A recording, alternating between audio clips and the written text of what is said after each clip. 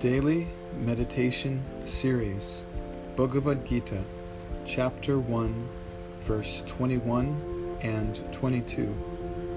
Arjuna Uvacha, Senayor Ubayor Madhye, Rtang Stapaya Me Chuta, Yavad Etan Nirikshehan, Yodhu Kaman Avastitan, Kar Maya Sahayodhavyam, Asmin Rana Samudyame. Arjuna said, O infallible one, please draw my chariot between the two armies, so that I may see those present here who desire to fight, and with whom I must contend in this great trial of arms. Commentary. Every man is compelled by prescribed duty, which is generated from the Vedic scripture under the guidance of saintly persons. Even such a hero as Arjuna, who has achieved mystic power, high parentage, and association with the personality of Godhead, is not exempt from performing his duty. Later, in chapter 3 of the Gita, Krishna describes the nature of prescribed duty, and he introduces the concept of the wheel of sacrifice. The wheel of sacrifice is a giant wheel that turns at three junctures.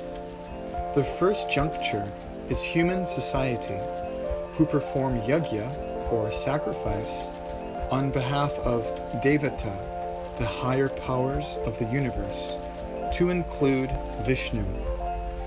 When the demigods, who are the second juncture, see that humans are living peacefully and performing their prescribed duty, they bestow all enjoyable objects, including generous rainfall and bountiful harvests, upon human society. And finally, the third juncture, Lord Vishnu himself, awards the faithful humans the results of their devotional practice, which is love of God and elevation to the spiritual world.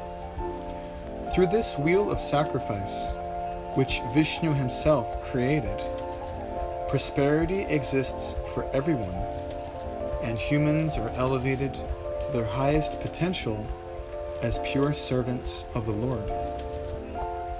Less intelligent persons put forward the philosophy that Krishna consciousness is a lifestyle of inactivity, and that devotees abandon their roles within society to simply sit down and read books of philosophy. This is not the case, however. The devotee of the Lord rises early in the morning, perhaps 4 a.m., so as not to waste a single moment of productivity. Inactivity is a fool's errand, as we find that most modern yogis who wander to the forest for meditation generally emerge after a short time with newfound philanthropic ambitions. There is no problem with serving mankind, however, God consciousness is factually a higher ambition. Srila Bhakti Siddhanta Saraswati, the great pioneer of Krishna consciousness, stated that when we purchase a ticket to go to Vrindavan forest, we had better purchase it for one-way passage only, without any prospects of a return trip. To enter Vrindavan forest means enter and never leave. The bogus yogis of modern society cannot fathom such a life in Vrindavan, because it is devoid of self-aggrandizement in favor of simple living and high thinking. Krishna is addressed in this verse as infallible, which makes for an interesting contrast.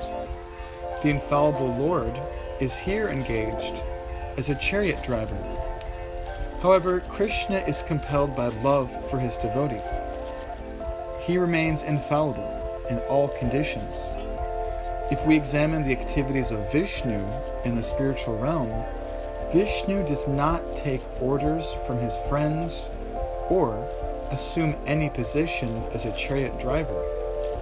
These special characteristics are unique to Krishna, who enjoys pretending to be an ordinary human, as well as enjoying to render service for his intimate devotee.